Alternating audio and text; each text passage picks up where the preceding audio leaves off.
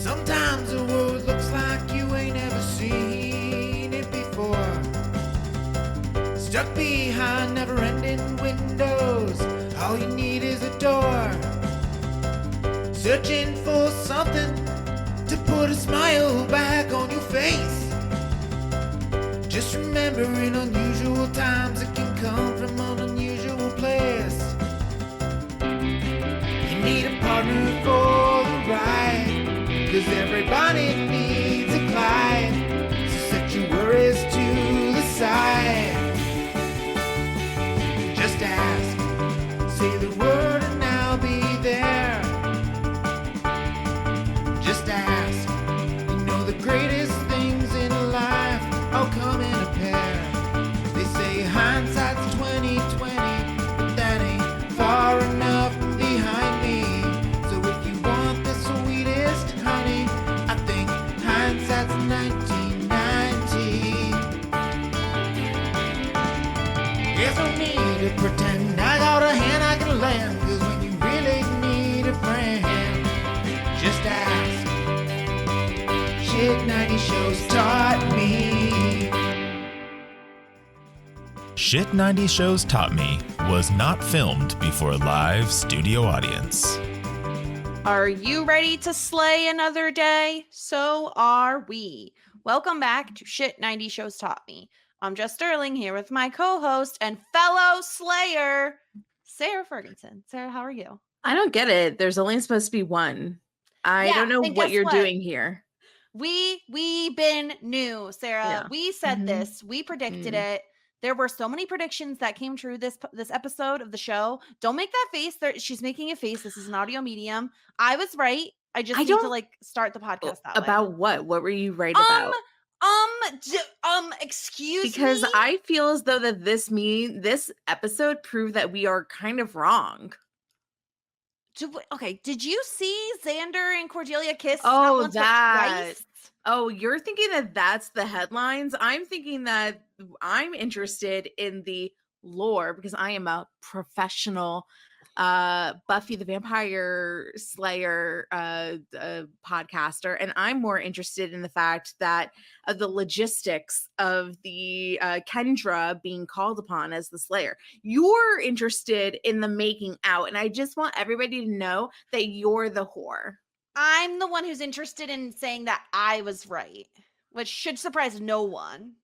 Okay. But either way, we are also joined by I don't know if it's like a professional lore keeper, but someone very close to Giles, close personal friend to Giles. Yeah, they just went to a convention together, I heard. They did. They just met up, they talked about books together. It was pretty much like seeing Kendra and Giles together. Yes, they connected on books, Sara. Okay, She's making faces. Just why are you calling out my faces? Because no one can see them but me and our guest, Todd the Librarian. Todd, how are you? I mock you with my monkey pants. That's how I am. Yeah, you're mocking me with my monkey pants, that's for sure. Yeah, I'm happy to be here. Good to be here. Also, I just want to say for the record, I also was making a face when Jess was saying, look at all the things we were right about. And Sarah's not the only one making a face, because I also thought that Jess was talking about the Slayer stuff. But Jessica, no, she's great at making her own narrative, because I mean, we were right about there being more than one Slayer, but like we were wrong about right. There is more than one Slayer currently. It's a fluke. Now there is, but there wasn't always. Yeah, that's what I'm saying. We were right about there being one. We were not right about how that came to be. Yeah, I mean, it's pretty much a fluke. It's very interesting. I do think that. And maybe it's because it wasn't Giles that was telling me, but I'm having high interest in what's going on and all the logistics of Kendra. And I was very excited about this episode.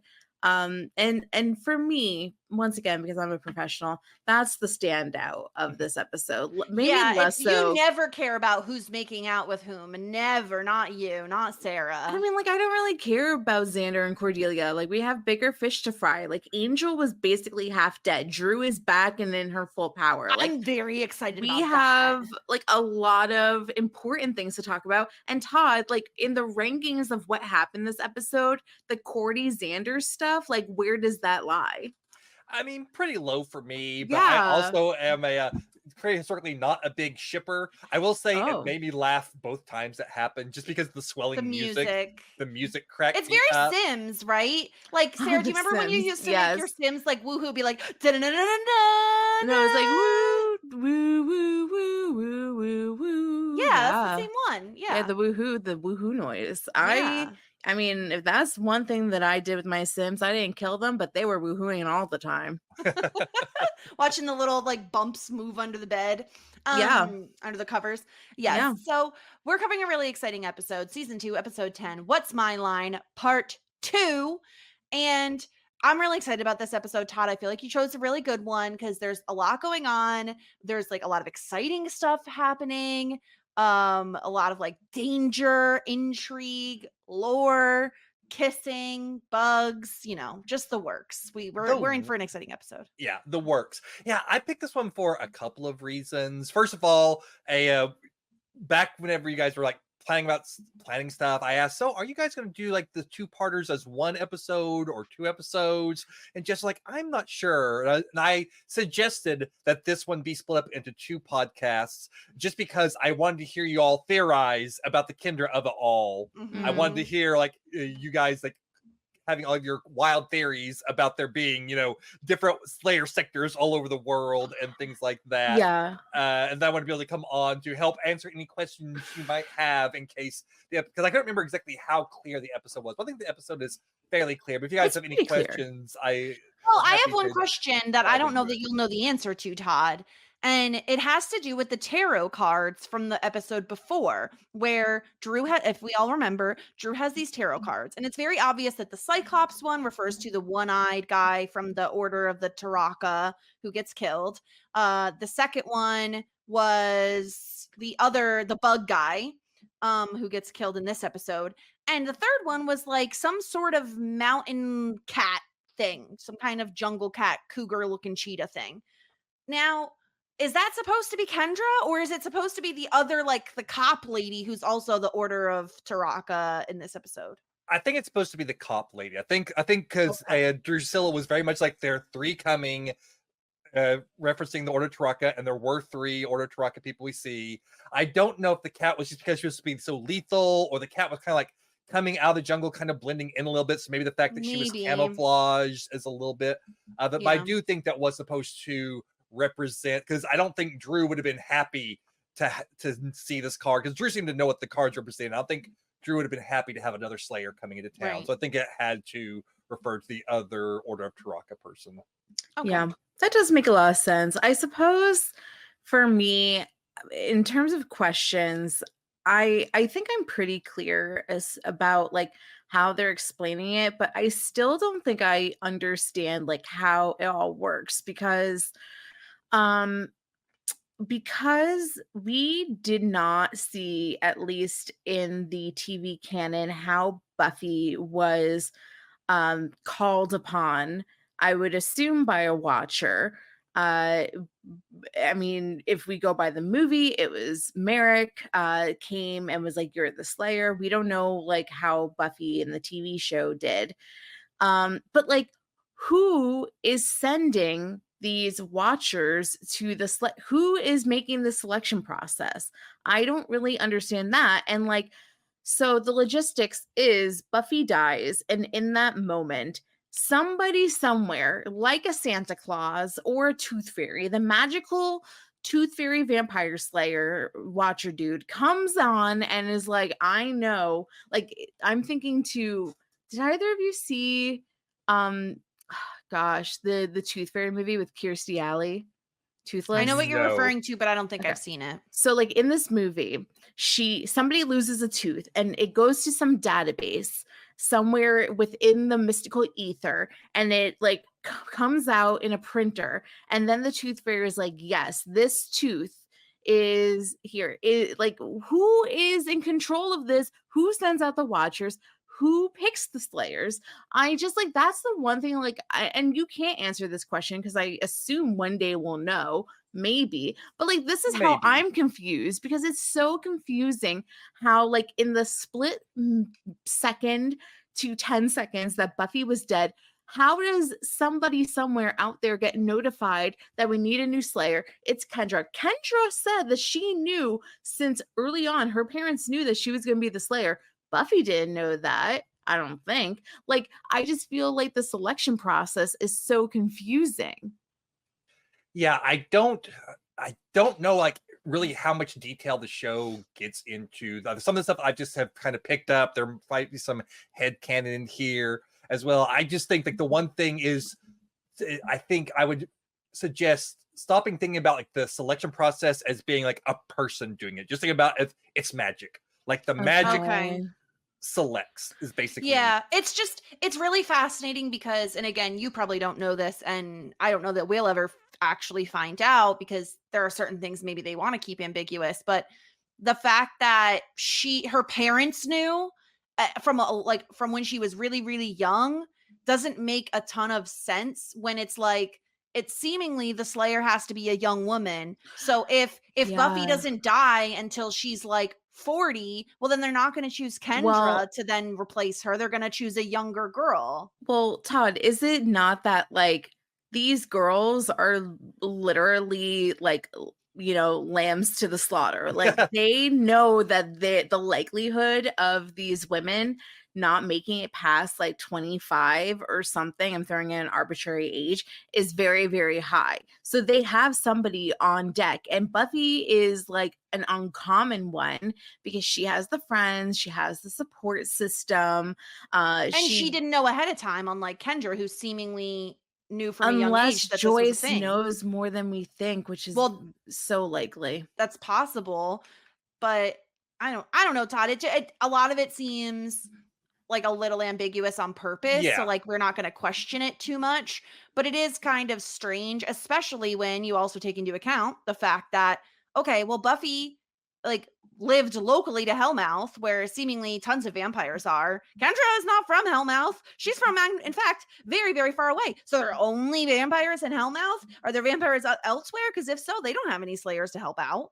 Yeah, I mean, there are definitely vampires all over the world. There's things all over the world. It's just like the Hellmouth draws things to them, but Buffy being stationed at the Hellmouth isn't necessarily connected directly with the Slayers. Not like the Slayer is always, okay, you know, because otherwise, like, whenever she first found out she was Slayer, it would have been an automatic, okay, you're the Slayer, let's move to the Hellmouth. If it's that, then Kendra would be stationed at the Hellmouth right now, or would have been taken to the Hellmouth as soon as she was activated. It's not that the Hellmouth is the automatic place where Slayers go. It's just happenstance, kind of. It's nature of the Hellmouth has drawn Buffy to it because she was already kind of close to it. I guess is kind of the way to think about it. But I'm not gonna lie, I think that I like our theories better. Like I think that we better wrote the show. Okay, sure. I don't think we have enough information yet to say that that's the case, but I do think it seems a little ridiculous that there aren't like more Slayers in the world, and it takes Buffy dying for half a second to get another one, you know? But the thing that we don't know at this show at this point is, how did the Slayer even come to be in the first place? Right. You know, there's some sort of magic that did that. And I agree, like it would be great if there were like tons of people with this power out there doing good, but we don't know how this even happened at all at this point. We don't know the history of how the Slayer and the lineage of the Slayer was first created. So were they being stingy, or was it a thing like they thought they could only create one, and now there's like a loophole that we found with, you just have to kind of kill one and resuscitate him and then you can have more? Is that something that will be explored further or not? Or but that's the thing, is that we don't know enough to know why there's only one at this point. Well, I'm excited to like find out more about this, because this is, I think, the thing that, Sarah, we've been stuck on the most in terms of the lore is the existence of other Slayers. And if so, like, where are they? Why are they not in connection with each other? Like, why aren't there group chats with all these Slayers, like, you know, venting about, oh my God, my watcher is being so annoying today. Even though it seems like, I guess, based on meeting Kendra, we know Buffy's the outlier in that she does have friends and a social circle, and her entire life is not about being a Slayer. That is one part of her life.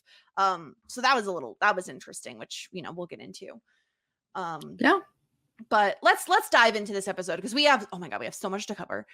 We pick up where things left off in part 1, with Buffy and Kendra kind of having their introductions, and Buffy is like, what a dumb lie. I'm the Slayer, actually. So maybe you should come up with something a little bit better. And they both kind of agree to back off. And I did love the Todd the line of like, don't go all wiggy until we could get to my watcher and figure this out. And she goes, wiggy? No kicko, no fighto. Not quite kicky punchy like we like to say, Todd, but you know, close enough. Yeah, not quite, but it's still, it does make sense. It's that whole, I'm not sure if this is your first language. I'm just going to throw O's on the end of words to try to make it maybe fit your Not language. Great. Not Yeah. great, Buffy. Not great at all. Especially because that's usually a Spanish thing, and very obviously, like, come on, Buffy. Yeah. What are you doing? And then we do like take a quick little jaunt over to the cage in the back of the bar, which is holding Angel, who looks like crap. The light is coming in, it's about to reach him in the corner. Not a great sign for Angel there. He's kind of dead. He's kind of dying. Well, he already was dead or undead. He's kind of re-dying. Yeah, the light is getting him. Yeah. It's a shame. Not great for him. Then basically Kendra and Giles get to meet, and they're trying to sort out this entire situation. And as we said before, basically Kendra was tapped on to be the Slayer when Buffy died for like half a second.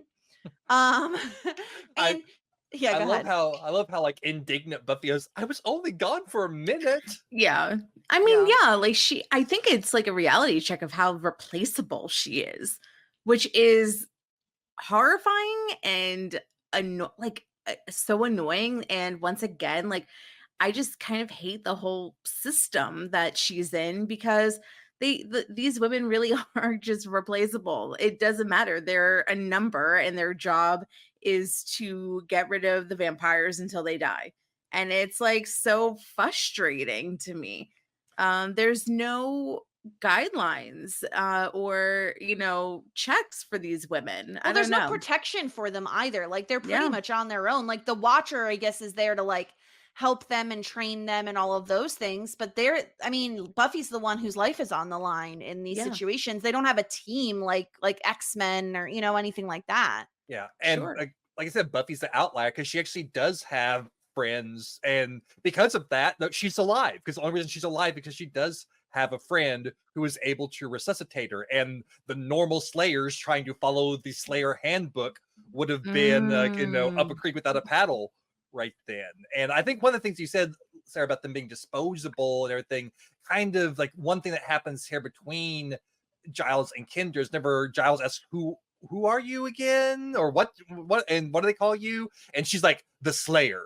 And Bub's like, no, he meant your name, darling. No, but she doesn't. But that's like, it. Yeah, that is her identity completely. So she is the Slayer, and that's it. And that's how she's been raised, because she was raised somewhere where the Slayer, being the Slayer, is seen as like a sacred duty. And so it's hard to say like if other potential Slayers would be the same as her, because she talked about how to her family and where she's born, this is like a really special thing. And will that be the same for all the other Slayers other than Buffy, or is Kendra also an outlier and a special case? It's hard to say at this point in time. But for Kendra, at least, she does seem to fit that mold of this is her identity. All she does is eat, sleep, and breathe being a Slayer. She reads all the books, she does the studying, she practices all the weapons, and that is all that she really knows. And she can't really think outside of that, because that's all she's known. She doesn't even really remember who her parents are at this point. Yeah, it's really sad. And then like the realization throughout the episode of like how restrictive her life is. She can't go to school, she can't have friends, she doesn't have a relationship with her parents, like can't even talk to boys. She can't talk to boys. In reality, like we've been complaining just for 2 seasons about like the treatment of Buffy. Like in a way, like she has a lot more rights and opportunity than Kendra does, and that's so unfair. Yeah, Kendra's really more like just like a Slayer robot. She's not allowed to have a social life. She really eats, lives, and breathes being a Slayer. Which one would think Giles would prefer, right? Like they get along swimmingly because Giles is very businessy. He's straight to business. He's she's reading all the books that Buffy is supposed to be reading, or maybe Giles would have wanted Buffy to read, but that's not Buffy's style. And I thought it was really interesting getting to see kind of two different sides of one like occupation, I guess, if that's how we want to put it. And seeing just how different they are and how sometimes it's not super helpful. Like, right, Buffy has like these like natural social instincts that maybe Kendra doesn't have, but Kendra has a lot more lore knowledge and like historical knowledge than Buffy does. And a lot of that is really shown well in this scene where everybody that comes in, Kendra immediately is like, "You're a threat. What are you doing here?" And they have to explain, no, Buffy has friends. She has like almost a team that helps her. And her, revealing that, oh, the reason I thought you were a vampire is because I saw you kissing a vampire. And then having to explain to her, like, oh no, Angel is a good vampire. He's fine. And not only that, but like Buffy's dating him. It just does not compute in Kendra's brain. I mean, which understandable. I think it's Yeah. in most people's brains probably that she's dating a vampire. Yeah. And even Giles, right? Like Giles would have thought this was ridiculous too. It's just he's been living in this for so long at this point that now, he understands, no, Angel's okay. Angel's fine. So that's when Kendra reveals that, yeah, she trapped him in a cage, and we cut back to the cage at the back of the bar, and Willie comes in and drags him out, puts him in a hatch down, which goes down into the sewers. And you're thinking, oh, well, that's kind of nice. He's saving him. No, he's not. He's handing him over to Spike and his Goonies, which we know is not great because we remember from the episode before that in order for Drew to be cured of some whatever vampire disease that she has, she needs basically Angel has to fall, a fallen angel. So this isn't great, Sarah. And, it's gross too. Like they just also, can we talk about how when they drop Angel into the sewers, his shirt just falls open magically? I mean, like Todd said, everything's a little bit magic around these parts. Yeah, this is a good episode for the David Boreanaz fans, I think. There's lots of bare-chested Angel throughout this entire episode. Do you think that this like regular dude is too involved in all the vampire drama? Like he's going to get himself killed from one side or another. Wait, did he get killed this? No, he got out this episode, didn't he? I'm trying to think. He almost got killed if he didn't get killed. I don't remember because he's kind of pointless anyway, but. Yeah, I think Spike wanted to kill him, but I don't think he actually got killed. Yeah. It's a losing game because, I mean, if he's going to side with Spike, then like Angel and Giles and that crew is going to kill him. If he sides with, the good guys, then Spike is going to kill him. Like he's going to be dead. But yeah, Angel gets captured. We go. He kind of sucks, but I don't know. Poor him. Well, it's also interesting because I had a question of how long it takes for him to recover from this sort of thing, because he wasn't fully exposed to the light. Obviously, he would have been like dead. But he was semi-exposed to the light, and also he wasn't underground, so he wasn't like sleeping or anything when he should have been sleeping.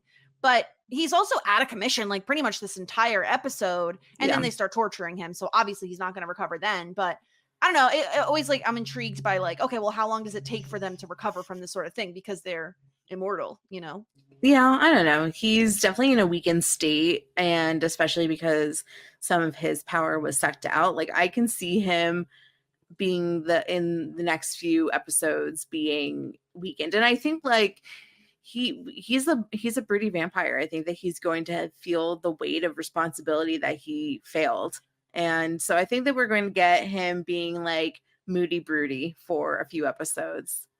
He's going to need some cocooning time in bed. He will. Yeah. So yeah, we flash over back to Cordelia and Xander, who are in Buffy's house dealing with Mr. Bugman. And I think Cordelia quickly realizes like there's something off about this man, especially because he's like, are there any other ladies in the home? Like a freaking creeper. And she's just like, maybe you should be selling something different. And then she sees a mealworm crawling out of his sleeve, Todd. I hate this man. I hate him.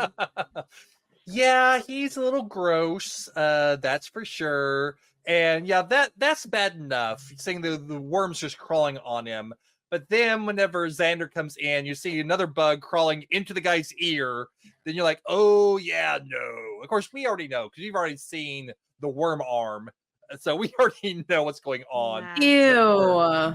But for He's Xander so and Cordy, gross. Yeah, and so like they run, they get out down into the basement and they like use duct tape to cover up the crack in the door so that the mealworms can't get in. Oh, so nasty. Oh, it's so nasty. Meanwhile, Buffy and Kendra are going after Willie because they need information. They're like, where the hell is Angel? He was back here. Where is he now? This Willie character is such a creep. He's such a creep. He gives up the information because obviously they're going to kick his ass if he doesn't. And then he says, oh, have either of you considered modeling? Strictly high class nude work. And I'm like, they're minors, you nasty fuck. You're nasty. I can't. He is very lucky they didn't feed him his teeth at that point in time. I thought they were both going to turn around and just march back up to him and both punch him in the face. That would have been very well earned at that moment. Yeah, I would have loved to see that. I needed more of them fighting together, not just the end. Yeah. So Spike goes to Drusilla and says, I have a gift. I have a gift for you. I love gifts. It is your sire, my sweet. And they can't do anything yet because they have to wait until the full moon in order to basically kill him to restore her power. And she is like so excited. They're into some shit, Sarah. I mean, we knew they were into some shit, like kinky shit, but they're just like, oh, we're just gonna like practically have sex in front of Angel. And like, they're loving this. Yeah, especially because it seems as though Angel was definitely involved with Drew in some capacity. So yeah. I'm sure that they love torturing Angel, especially once again, because this is like part revenge. Like they are seeking revenge on Angel. Angel was the one that made Drew go wild. And they are, they're trying to give it back. It doesn't matter if Angel has a soul now. There's a time and place where he was a horrible monster, and they're just trying to seek revenge a little bit, torture him. They're playing with their food before they stake themselves together and take his power, right? Like that's how the saying goes. And of course, they're also upset because he's been a very bad daddy. Very bad daddy. I lived for this. I lived for this. Okay. Because we've been saying daddy vamps for like months now. All right. Mm-hmm. And then she says he's been a very bad daddy. And I was like, oh my gosh, creepy. The return of a daddy vamps. He's not daddy vamps, but he is a daddy vamps. Well, I guess in the family tree, I guess Drew kind of sees him as her daddy. Yeah, that's what they call him. It's her sire, right? And so she wants to torture him. She has a few hours. She has some time to spare. And it's not like he can get away. He's all tied up and whatnot. So why not play with her food before they eat him later? And Spike just warns her and says, just don't kill him. He can't die until the ritual. So yeah, she's gonna have some fun. And then we get I thought this was like a very intriguing scene with Giles and Kendra chatting, and even just the way they're situated, where Kendra and Giles are kind of leading this walk and talk, and then following behind them are Buffy and Willow. And it's very, very obvious that Buffy is bothered by how much Giles and Kendra have in common. She's read all these books and she follows all of the rules to the letter. She'd never be late to training practice. And Buffy is like very bothered by this. And Todd, I think the reason is very obvious, and it's because like Giles is basically a father figure to Buffy, and she doesn't like someone coming in and stepping on her territory. yeah, he has become her surrogate father figure, even as she like kind of rails against his rules and everything. Like her Mhm. own dad isn't around at all. And so she definitely is like leaning on Giles and trying to depend on him. And now he's like already, she's has been like fighting against his expectations. And now here's someone who lives up to his expectations. So she, very understandably is starting to feel a little insecure, even as before the scene is even over, she starts to realize, wait, but now this is someone that can do what Giles wants to do, and maybe I can go have a life now. Maybe if Kendra's around, I don't have everything that I was like super depressed about last episode. Maybe I don't have to be depressed about that. So it's this weird push and pull of she doesn't want to lose her surrogate father figure. She doesn't want to be replaced, but she also kind of wants to be replaced because this could be her way out, the thing that she's been wanting, a way out. And maybe Kendra is that way out. So she's like kind of torn of two minds of these two things. Yeah, Sarah, as she says, Kendra, you slay. I'm going to Disneyland.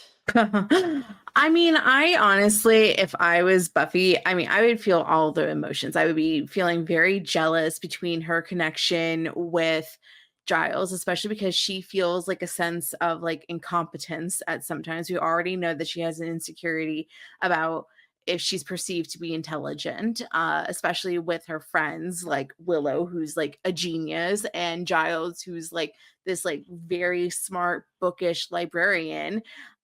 So I feel as though like she like realizes that there's times where Giles and her just kind of see life differently, and she is probably supposed to be more serious. So I would definitely feel jealous, but then there's this whole thing of like, crap, like, you know what, I want to live my normal life. Like if Kendra wants to take over, there's not supposed to be two of us. Let me like, retire and go into the sun and live my best life and become like a bank teller, and that's it, and let her do the work if she likes it so much. I don't know. I can totally see a reality where like I would be like, wipe my hands clean of this. I don't know. I don't need this in my life. Yeah, and we'll get into a scene later where Kendra and Buffy talk about that, whether or not being a Slayer is part of who Buffy is at this point. And I think Yeah, it's that was more so ingrained in interesting. her. Yeah, I think it's more Yeah. ingrained in her than she even knows it is at this point. But let's go back to Xander and Cordelia, who are stuck in the basement. She's pacing, he's getting pissed off about it. And they're like, well, Buffy is bound to find us, right? Like they've been stuck down there for a while. And of course they're bickering as they're wont to do. And oh, you're a loser. Oh, I'm stuck with a numb brain that let Mr. Mutant in the house in the first place. On and on and on. She calls him a big dumb, no, he calls her a big dumb dog. Or no, says she licked his hand like a big dumb dog. And they get very, very close together. And I knew it. I knew when I was watching this, I was like, this is it. They're going to kiss. It's going to happen. And they do. And this like really like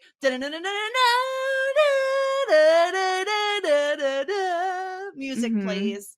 It's dramatic. It's ridiculous. And then I hate you. I hate you. Todd, I was really happy that this happened because I think I've been calling this for like a whole season now. I've been waiting for this to happen.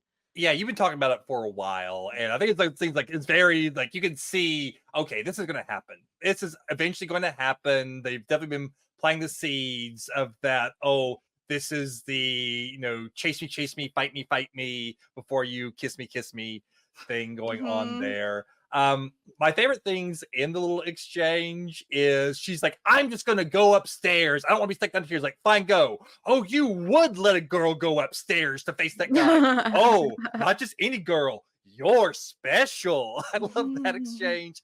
And then like as soon as they get done kissing, they both like shove each other away from each other and they go, we got to get out of here. They both run for the door because they realize we're stuck down here and it's driving us crazy so much that we actually kissed each other. Ooh, gross. So yeah, no, it's like you've been calling it, but the way that it's handled is really funny with the over-the-top music and the instant revulsion from both of them and both of them thinking, oh, this is a sign of how bad things are that we're actually kissing. And so they want to get out of there. I think it's like handled in a really funny way. And so it's predictable. I think the way that it kind of happens isn't 100% how you thought it was going to happen.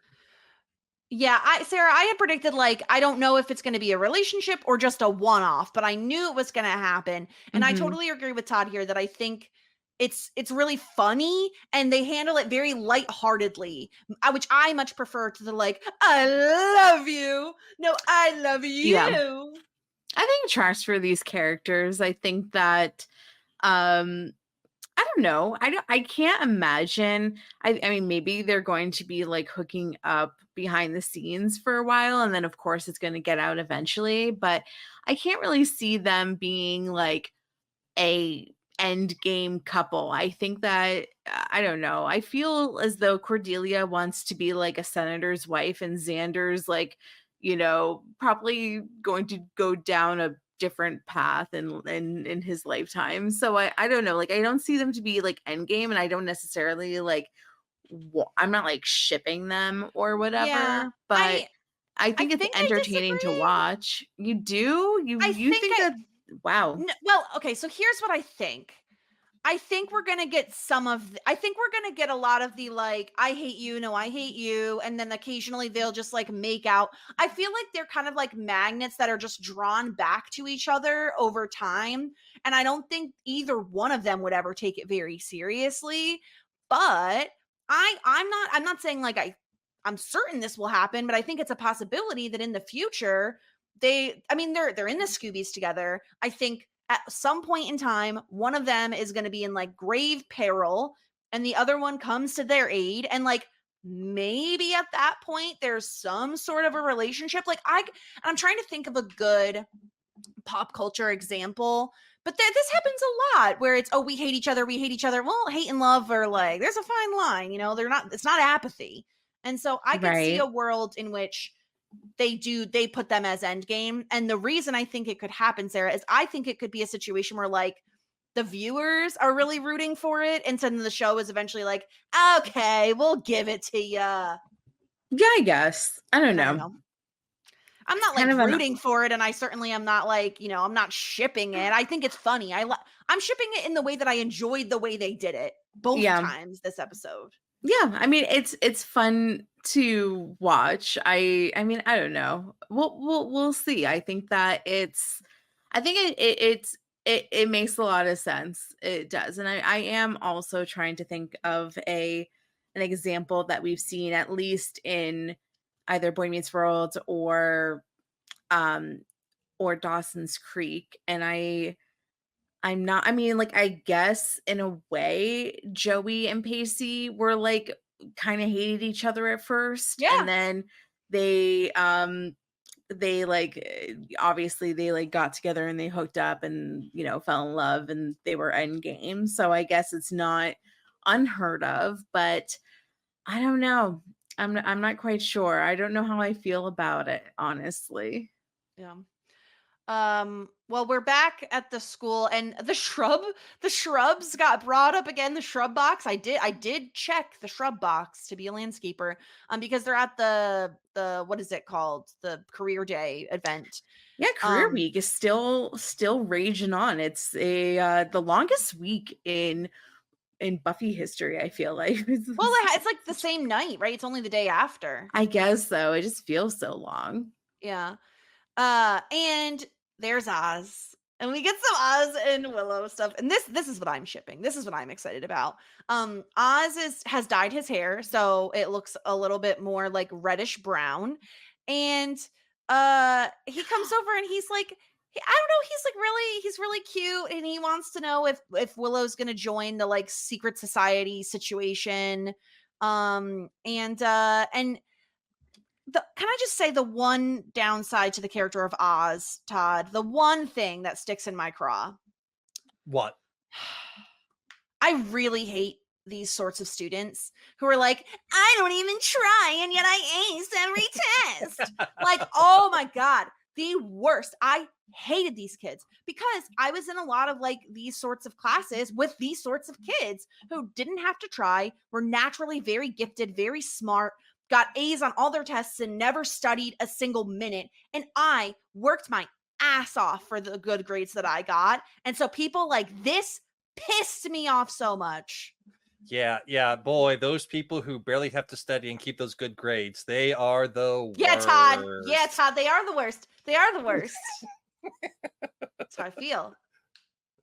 I did study. I will say I did study, but I could never make myself study for tests until like 24 hours beforehand. So I would just like cram it all in last minute and then would retain nothing later. So yeah, like Oz, I do test well. I thought that Oz said something very curious in this scene because she had mentioned his hair, and then he's like, yeah, it like does go brown sometimes, something like that. Yeah, she said your hair's brown. It's like, yeah, sometimes. Maybe he just Sometimes. dyes it a lot. Yeah, I think the No. implication is like dyeing the hair. Okay. I thought this was like some sort of like shapeshifter type of thing. Oh, I did not get that at all. I don't know. We're trying to like, make like guesses as to like who has secret powers or not. Yeah. And I don't know. He just like, he said that. He said something else at one point. I'm like, I just think that there's more than meets the eye with him. Well, apparently his biggest goal in life is to hit some sort of like chord on a guitar or something. Oh. I don't know. I don't know what Okay. this is. E flat Now- diminished ninth. I don't know what that means. Yeah, it is like basically it's the diminished ninth. That's a man's chord. You could lose a finger. It's like, Oh, okay, is man. that All true? right, sure. I don't think so. Oh. It's probably just the one that you have to reach really far or something. I think that's probably it. Like, because I looked it up because I know I was trying to figure out like how bad is that, and I saw at least one Google result was like, yeah, Oz said that it's not that bad. It's easy to do chord. I think it's just Oz trying to be funny. I think it's just Oz doing his little kind of dry humor thing and just kind of flirting with Willow. He is funny. Like, I thought that he was very charming in this episode with Willow, especially with his little animal crackers and the monkeys with pants. I was like, he was making her laugh all episode. I was like, I'm feeling it. Like, he's got game. He's got Riz, as I would always say, Well, we meet the final person from the Order of Taraka because Buffy goes to go to her like, I don't know, cop thing. Career cop thing. We're shadowing the police officers. Yeah. Turns out the cop is the bad guy. Oh, shocking. Oh my gosh. Cops could never be bad. I mean, like that look that she gave her last episode, I should have known. Like that was a very suspicious look. I mean, it makes sense because you know what cops can carry around? Hey, guns, and it's normal. And she has like a lot of weapons on her. And she immediately, as soon as she finds out Buffy is Buffy, she whips out her gun. Buffy starts fighting with her, and Oz, ever the gentleman Todd, leaps in front of a bullet for one Miss Willow and gets what is it? Like a shot? There's a little. Well, he gets shot, but it's like a scrape. It's not, Yeah, he gets winged. It's a flesh wound. Yeah, exactly. More than anything else, probably. The big question I've always had about this character is this character really a police officer, or did this character kill the police officer who's supposed to be there, take the police officer's uniform, and now has been in the school waiting to look for Buffy? That's always been my question. I would think the about second. this assassin. Yeah, that's kind of. I think the first time I watched it, I thought the former, but I think over time, like the latter. So they're dressed as a cop. They're not necessarily actually a cop. They're just using the cop as their way to get into the school with their weapons and be able to do all of this. But yeah, like good on Oz for like trying to be chivalrous here. That was very chivalrous. Maybe she bought a costume from Ethan's costume shop. Oh, possibly. Yeah, anybody can get a cop costume. Yeah. So Oz is okay. It's just a little bit of a flesh wound. The cop, though, the Order of Taraka lady, does get away because she holds Doyle hostage. Doyle, the return of Doyle from Gilmore Girls. Sarah, did you recognize the guy that the cop took hostage for a second with a knife? It was Doyle from Gilmore Girls. Well, yes. He's also the one from the Inca Mummy Girl that the Inca Mummy Girl tries to like take his life from him in like the back room or whatever. That's cute. Yeah. Like maybe that's gonna be a running bit. Like it's always gonna be Doyle. He's always in danger. It's his third appearance on the show. The other time was after Cordelia decided she didn't want to date college guys again. She's going to date younger men, and she's like making him go and get her drinks at the Bronze. That's the second time he showed up. All right. A and little I know recurring character. Yeah, and I don't know how he was credited in the first 2 appearances. I'm going to try and look that up. But this time he is just credited as a hostage kid or something like that. That's like all his credit. Wasn't like an actual character name. It's just hostage kid or something along those lines. So Danny Strong not getting a whole lot of credit there. I would love to see him get like taken over and over and over again as like a gag. I think that would be really funny. I love when shows reuse extras, you know. I don't know if he's an extra, but you know what I mean? Like reuse side characters a lot. I think it's fun. Yeah, it's interesting because I do know him from other things, you know. Like he's Doyle, and he's Danny Strong, who's gone on to like co-create Empire, the TV series, you know, and like has like been nominated for awards and stuff like that. So he's like, you know, so like the first time I saw him, like, oh, Danny Strong, this early in Buffy, you know, it's like kind of like an interesting thing to see, like how frequently he's showing up on the show as just like, you know, a no-name character, like literally a no-name character at this point. Yeah. So all the Scoobies plus Kendra reconvene in the library where they're all like taking stock after there's been a shooting situation. I immediately was like, oh no, because Xander walks in and Kendra gets all a little sheepish. She's a little scared to talk to boys, and I was like, I do not ship this. Make it stop, please, God, no. I didn't think that you had much to be afraid of. She literally probably has never spoken to a boy before. I'm kind of feeling like Kendra was just like left to her own devices, like had to self-train, self-teach herself. Like I don't think she had a lot of. Well, she had her watcher, right? Social. Okay, so she had like an old grandpa that like bossed her around one for guy. socialize. Yeah. Like I'm just feeling like she just didn't. She's like very sheltered and didn't get out a lot. So she's like, and did she say she's not allowed to speak to boys? Yeah, she said she's not allowed to. That's the whole thing. The watcher made that rule. Yeah, apparently. That's part of the precepts that she was brought up with, is she was not allowed to talk to boys, which is why it's not so much like, oh, it's though this Xander's so sexy. It's just like, I can't even talk to a single guy. I don't care who it is, you know, unless it's a watcher that can stand there and go, sir, to like a kid my age. Nope, cannot happen. Interesting. And so she just like can't. So she just loses all of her cool the instant like a teenage boy is in her radius.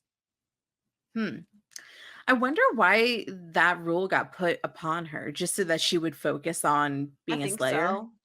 I mean, yeah, because the whole thing is like she's like getting onto Buffy for having friends and a life, and so it's just another way for them to keep the Slayer from having any sort of outside life outside of being a Slayer. Because if you can't talk to boys, then you can't have relationships with boys, and let that get in the way of going out and sacrificing your life to stop vampires. So Buffy is so lucky. Like she is so lucky that she got to like live the way that she wants to, especially in comparison. Like I really do think that Buffy's like the outlier that's like gets to have like as close of a lucky as close as a normal life as possible.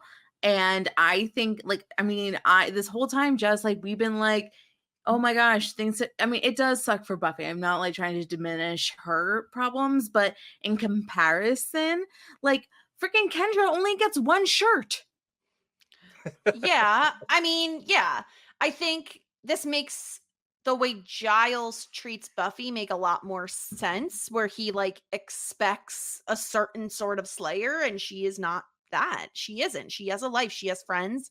She wants more than just being a Slayer.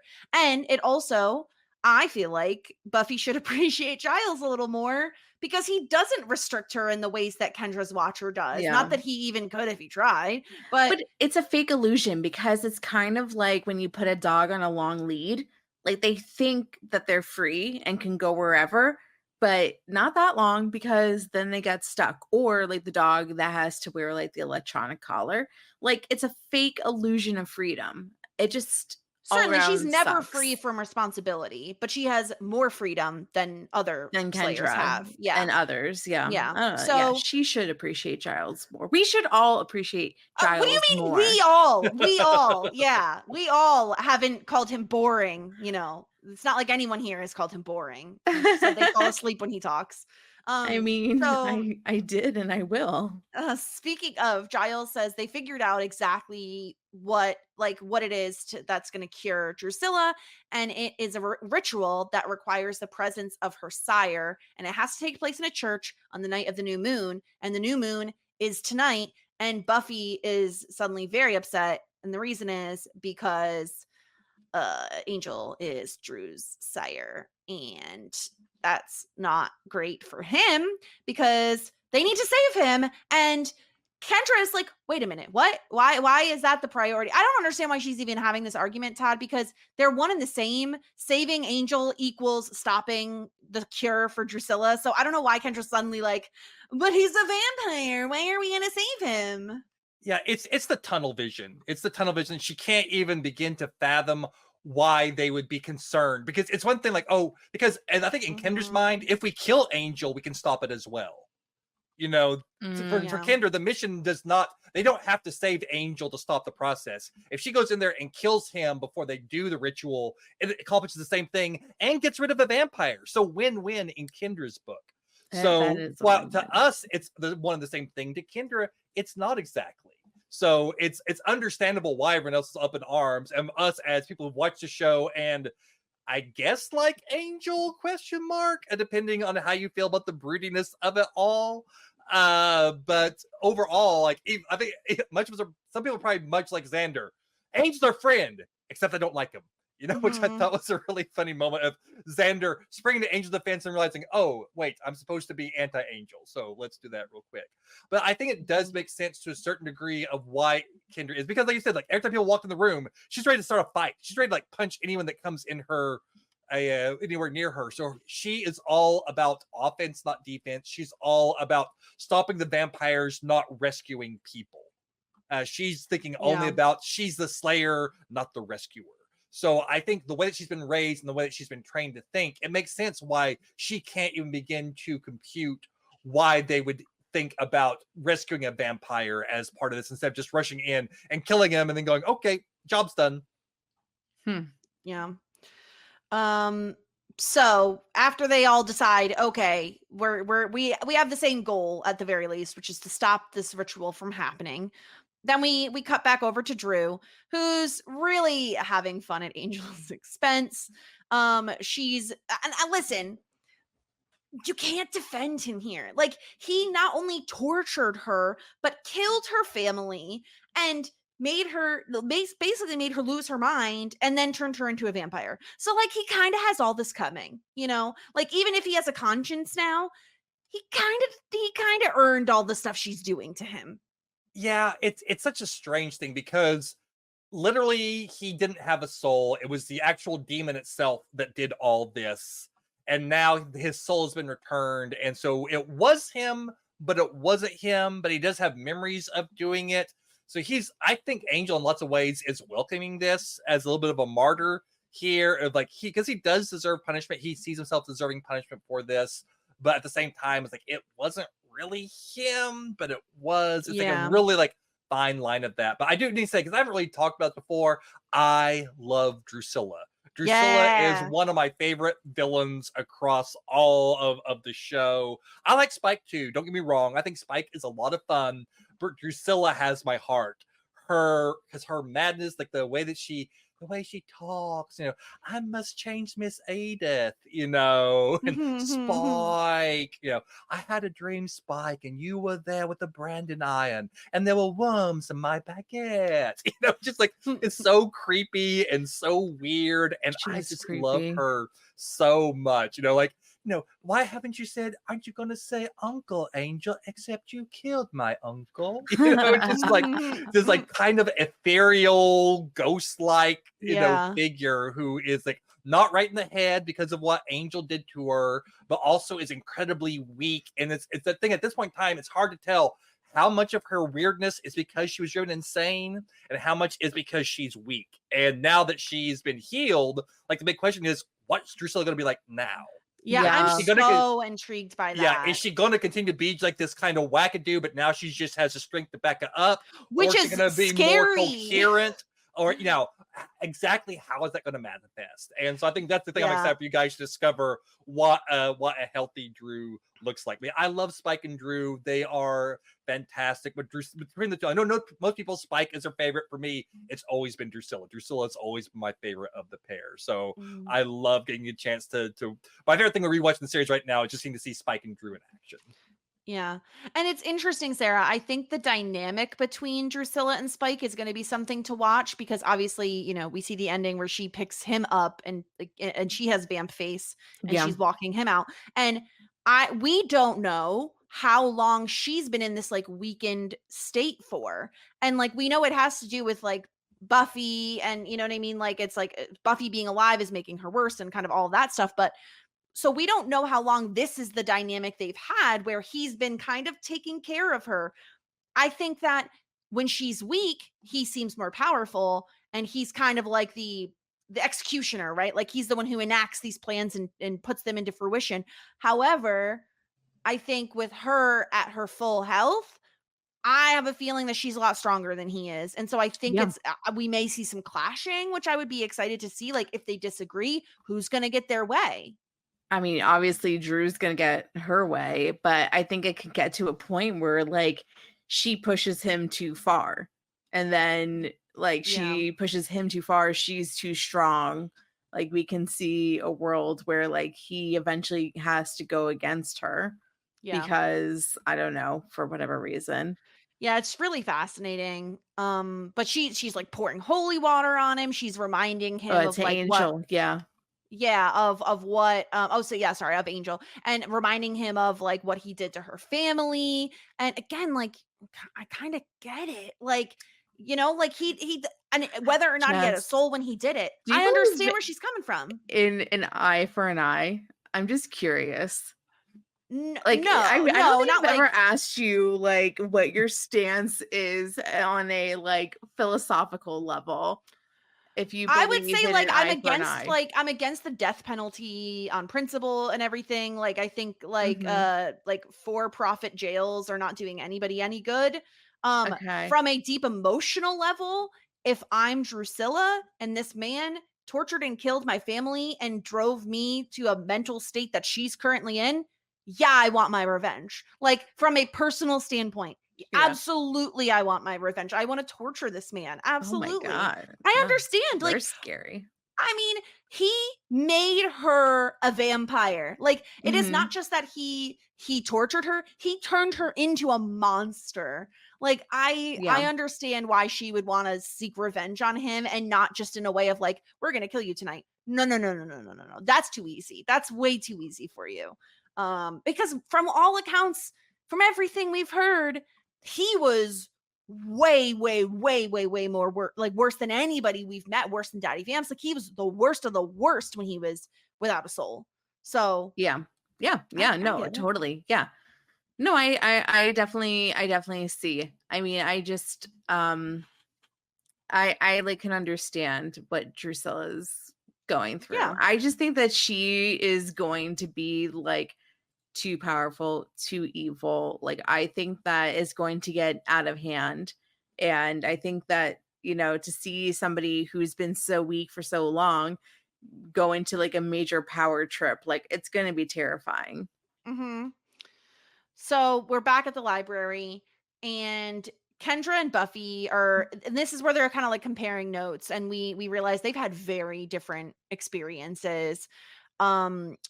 Kendra is like, oh my gosh, I can't believe how many people know that you're a Slayer. And Buffy's poking fun at like, oh, that was probably in the handbook that I never got.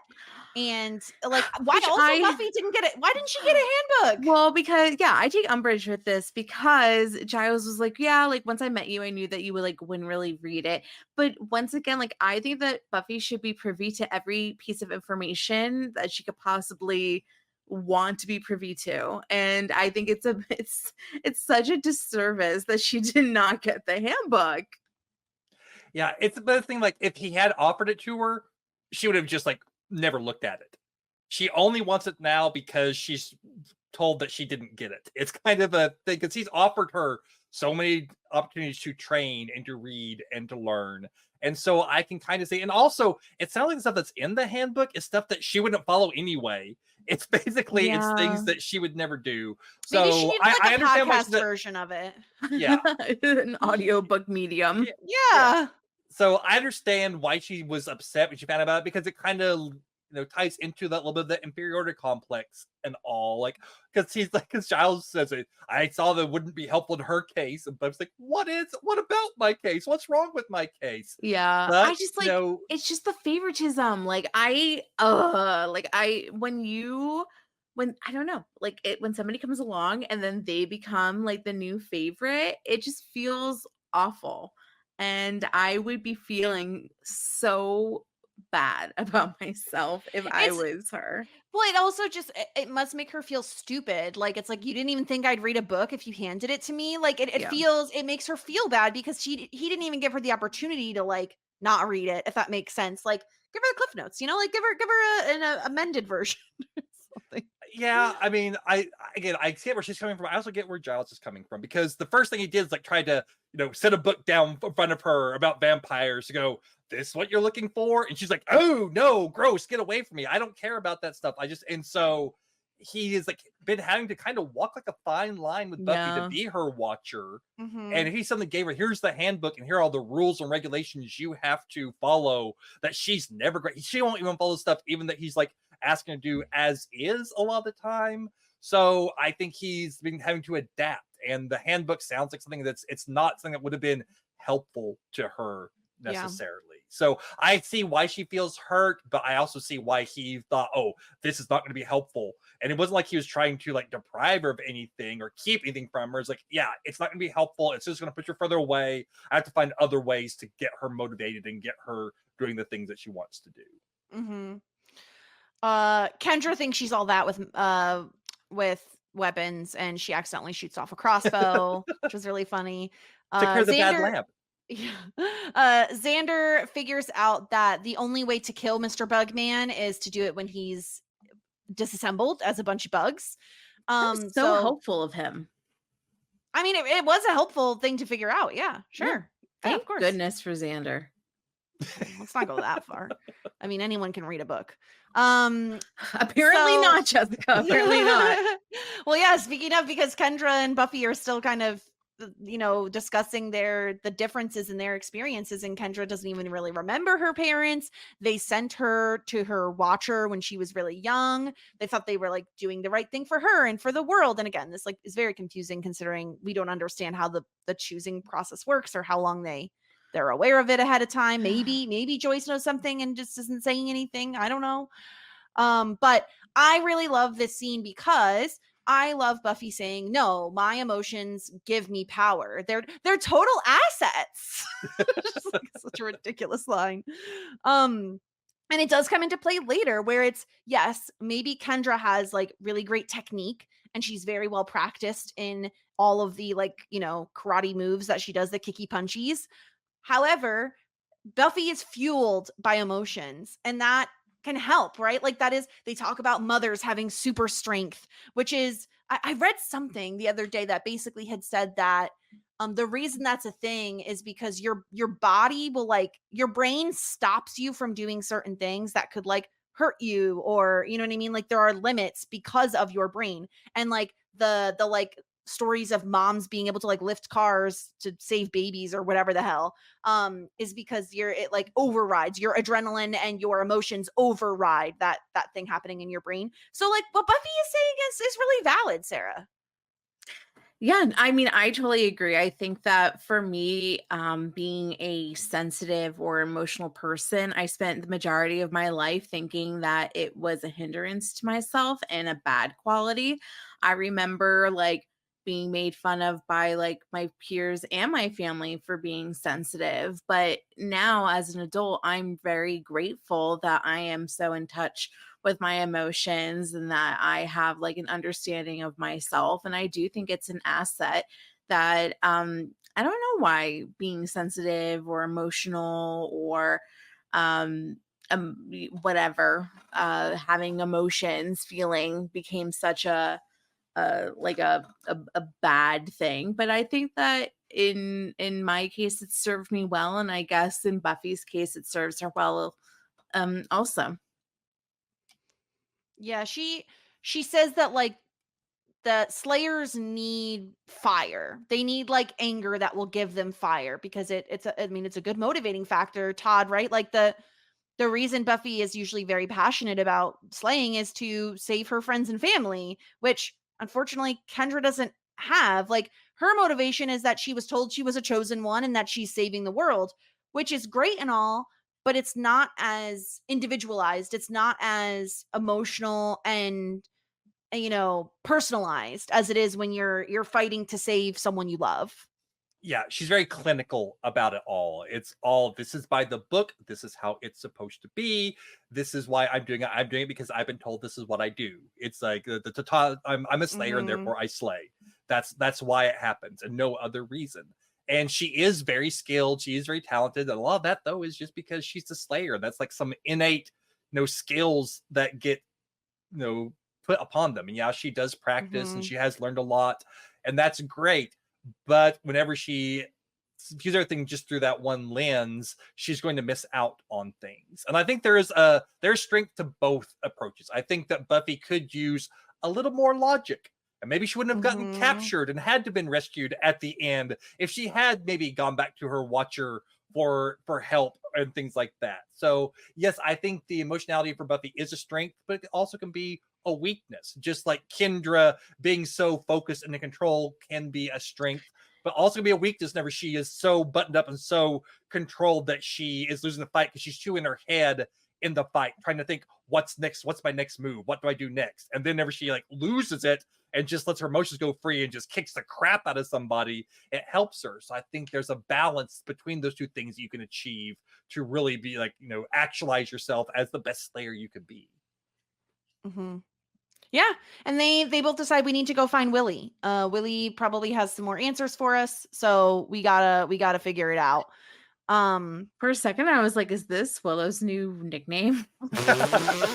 No, Like, the guy really? from the bar. You don't remember Willie? Use guys. You don't remember Willie? I mean, in my head, his name is Tony. Like all Of guys course, with an of course. accent like that are called. Yeah. But I don't know why I thought you're like Willie. Willow. That's her new nickname. I was like, what? Okay, sure. But now we get to the good stuff. Because we're back with Drusilla and Angel, and she's still torturing him. This is the best. She's still torturing him, and Spike says, "Okay, that's enough. Where we need to like bring him to the church and everything."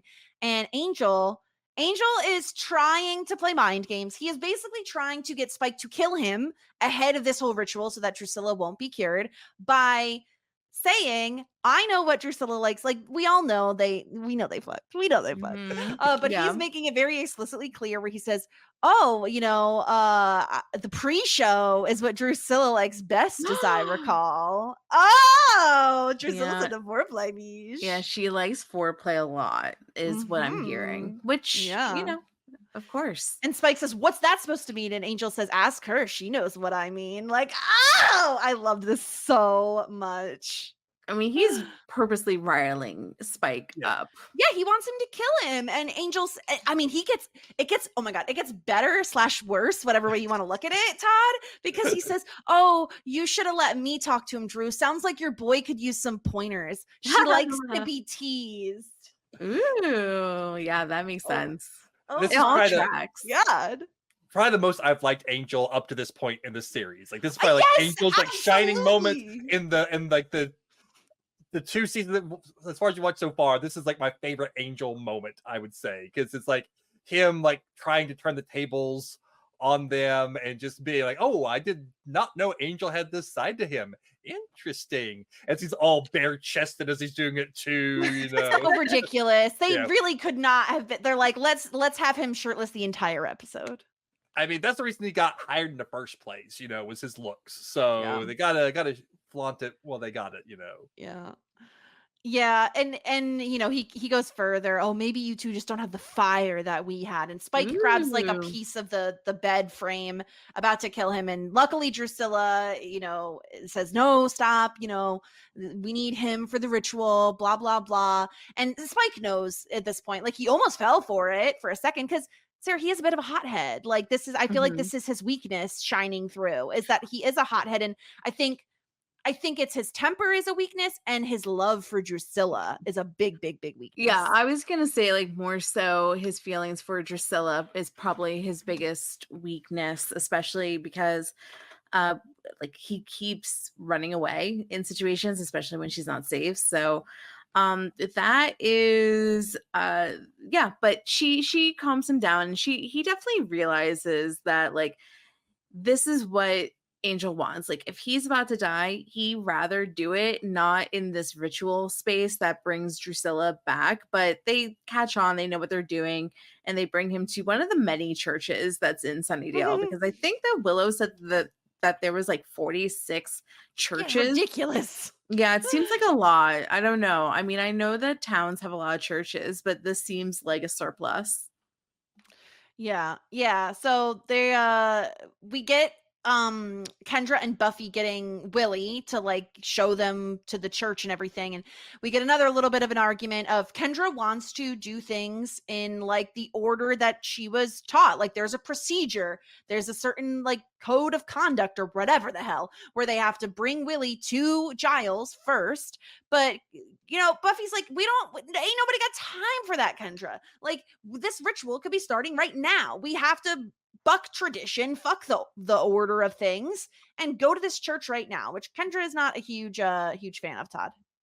No, and it kind of bears out that Kendra was right to be concerned, because Buffy walks straight into a trap. So kind of like I was saying earlier, like the emotion here is like good and understandable, and at the moment you're like, yeah, Buffy, you're right, tell Kendra. But then like, oh, but you trust Willie. That's the problem right there. You're letting your emotions override you, and you trust Willie. Yeah. And that's not smart. That's not good. Yeah. I think like what Buffy's looking for is the feeling that she still has like independence. Like, so much of her life is ruled by like being told where she has to be and what she has to do.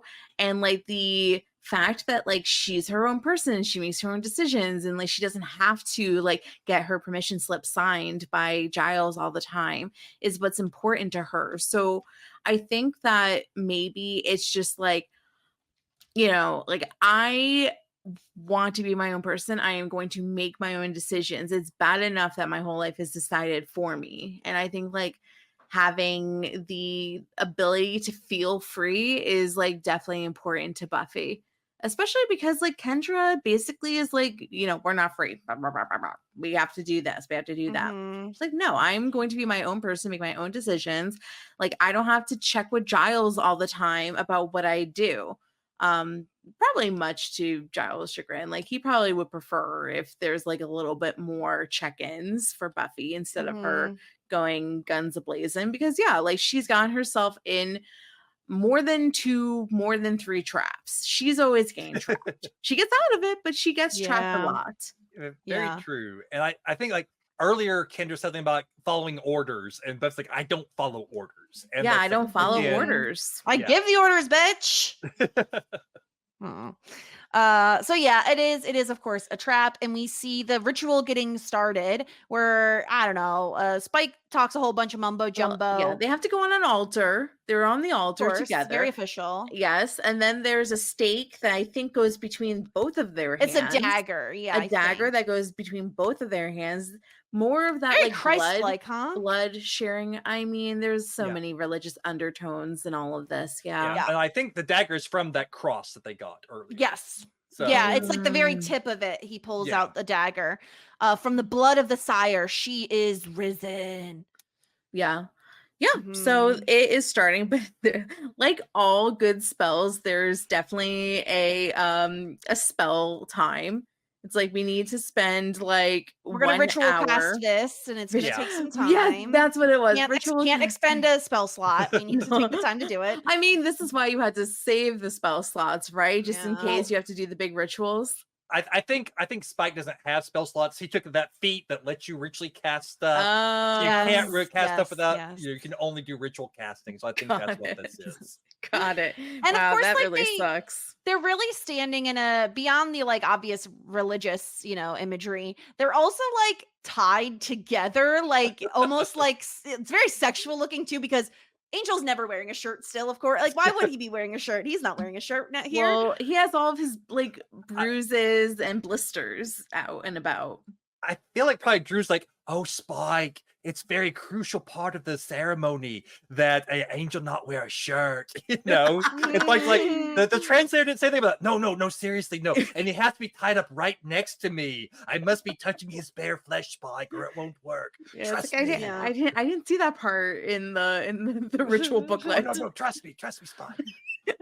I don't know. This feels incorrect. It's like, no, It'll go faster when it's skin on skin contact. And then she starts crying. Like, oh no, it's okay, love. We can do it. Yeah. Yep. So Willie brings Buffy in, and this is really interesting to me that Spike is upset with Willie because he wanted her dead, but he didn't want Buffy to be brought here. He wanted her to be killed. But like, I was a little surprised because I was like, I feel like he has so much invested in this at this point that he wants to kill Buffy himself. Yeah, I also think that like he was like, you idiot, like I'm in the middle of this ritual. Of course she's going to interrupt this. I blocked off my calendar for this hour on purpose. Did you not check my Google Cal? My Google Cal really had this blocked out. That's not unavailable. Yeah. I think Spike would love to kill Buffy and take his Slayer kill count up to 3, but at the same time, he's tried and failed. I mean, he ordered a whole, order of assassins to go after her. So he was hoping that one of them would kill her, and if nothing else, maybe weaken her. But yeah, I think at this point, he just like is so nervous about her interrupting stuff. But I do think, given his brother, Spike wants to kill her himself. Sure. Yeah. But if he can get someone else to do it, bonus. He had his out of office set, and he's just like really pissed off about the interruption. Did Spike kill the Slayer before Buffy? We know he's killed multiple Slayers, but I don't know that we know who. Yeah, we don't know exactly which Slayers or when. We just know that he's killed 2. Right. Yeah. And so at this point, Buffy gets loose. She's struggling to get out. And then in comes Kendra, kicky, punchy, back flippy, all this cool stuff. And we get like a massive fight scene because the Scoobies are here, Kendra's here, everyone's here, and the thing that cracked me up the most. This is so stupid. It's so dumb. What? And I hate to is it the poke shirt? holes in it. No, it's not the shirt. Well, there was holes in the shirt. That's the problem. No, I hate to poke holes in the show, but like in the shirt, Xander and Cordelia. So right, they're mocking Mr. Bugman, right? They're like egging him on. And then they run out of the big church room that everyone is in and shut the door. And this Bugman, instead of doing the most obvious thing in the world and, I don't know, opening the fucking door, it is like, nah, I'm gonna show off my cool powers. I'm gonna turn into mealworms, baby. And he goes under the door as mealworms, and they pour glue on the floor and then just start stomping on it. Yeah, so the Bugman, I know it's gross. It's really gross. But outside of being disgusting, it's not the scariest monster you're ever going to fight. No, there's never any real sense of danger from him. I don't know. They're terrified of him. Todd, you're going to get to hear all about Sarah's swarm theory. She's about to get on her swarm soapbox. Yeah. I think there's a way the show could have made. All I'm trying to say is the show could have made him scary. I think there's a way to make a swarm of worms like watching over someone a scary thing. But we have this whole sequence where whenever Xander and Cordelia run out of the basement and the worms start falling on her, she stands for a second screaming as just little dribs and drabs of worms fall down. Then she runs outside and he just hoses her off and saves her with water. That's all you need to stop this guy. It's just a hose, okay? There's really nothing that the show does to really make him seem super menacing unless you already have like a phobia of bugs. And I agree. There are ways. Problem? That's a way to make this sort of thing. I've seen examples of this sort of thing work really well in this is danger. But the show does not do a good job of making this guy seem dangerous, really, because they scream and run away. But basically, like, why? Just because he turns into worms? It's That's gross. It's gross. Yeah, but it's gross, but it's not And scary. Like, there's a creepy. difference between gross and also he's just so easily defeated. Like, he could have opened the door. Like, he literally could have turned the knob, and he didn't because he's dumb and he just wants to turn into bugs so he can show off his cool superpowers. Wait, can he turn knobs? Did we He see has him? hands. Yeah, but they're made of bugs, so maybe he can't turn knobs. Yeah, to be fair, we never have seen him actually open Like a he door, got let so- into the houses. Maybe he can't like hold on to something physical. And I know what you're gonna say. Oh, the briefcase. The briefcase could have been made of bugs too. Possibly. Who's I to hate- say? I hate Yeah, bugs. He, for this like amazing order of assassins, he was not it. I just don't He's a weak understand. spot. I think he has to get the drop on someone and take them by surprise, and he's probably effective. Like if he's right up on you and turns the bugs in your face, yeah, you're probably dead. But if you even know remotely what he can do, then like, yeah, you're fine. He's easily defeated. Yeah. It's silly. I mean, and obviously like Xander and Cordelia having to deal with him. It's like, okay, well, they're paired evenly at least, right? Where it's like, you can't put Cordelia and Xander up against Spike, but you can put them up against Bugman. That just like cracked me up because it was so ridiculous. But the fight scene is actually really fun. I think the choreography is really fun. I especially love when Kendra and Buffy switch places and they do the like over the back tumbly thing. Is cool. Yeah, that was cool. Yeah. That's one of my favorite little tropes in like action movies or superhero media. Whenever like, oh, I can't defeat this guy. I can't defeat my guy. Hey, that's because they are keyed to our strengths, weaknesses. Let's switch, and then we can take them out. It's like it happens all the time in comic books. It's like a really common trope. I always love it. I always love realizing, oh, if we like, I have my strengths and you have your strengths, and if we switch, then we'll be able to take out our opponents better. I think it's like always a really fun moment, and it's a fun moment here, especially because Buffy automatically starts winning, and Kendra doesn't start winning her fight automatically until they rip the shirt, and then they're the only shirt. Why does she only get one shirt? She's not allowed life's greatest pleasures. Seriously, like she gets nothing. Yeah, no, I'm nothing. so mad nothing, for her. Nothing for Kendra, who doesn't have a last name either. Not even given a last name. No, she she's like forgot her last Beyonce. name. She only has one shirt. It was her favorite shirt. Yeah, no, it's ripped. It's ripped now. Horrible. Yeah, and we do see Willie gets away. Spike is like yelling at him about bringing Buffy here while Buffy is in the process of taking the dagger out of Drusilla and Angel. And then Spike is able to kind of stop Buffy, and he tosses this torch, which lights the place ablaze, which we all know is not great for vampires. And he starts carrying Drusilla, right? He has her in his arms. He's carrying her out. Buffy does this really cool thing with, I forget what these are called. And yes, a sensor. Thank you. I was going to say, I went to church once upon a time. They're the things that the puffy smoke comes out of. That's what it is. I don't know. Sarah, I don't know what the smoke is for. Okay. I just know it's there. I know that when people die and there's a casket, they do the smoke over top of it. And it's like a thing. But she whips it around, like shot puts that thing, knocks a bunch of stuff over, and basically causes Drusilla and Spike to be buried under the rubble of the church. They got smushed by Organ. Yeah. She saves Angel. They have like a cute little, like she's touching his face and he's just staring up at her and everyone's watching from the firelight, oh, it's the romantic. And now comes the nonsense TV stuff that gets under my skin. And Todd, I have to imagine this gets under your skin. I'm like, no one checked to see if they were alive under the rubble. There's wood literally everywhere. All it takes is let's pick up a few things and then stabby, stabby, stab, dead, dead, dead. Yeah, I mean, in theory, it's like it's such like a massive amount of stuff and the place is on fire that they're trying to run away from the fire and they don't have enough time and they think, oh, they're trapped under all this rubble, the fire's going to burn them alive, we're good. But I agree, you always go back and check for the bodies. You always go back and like, if nothing else, wait till the fire dies down and then go back and check because there's like no way you can just assume that these two badass vampires have been killed by an organ falling on them in the middle of a fire. Yes.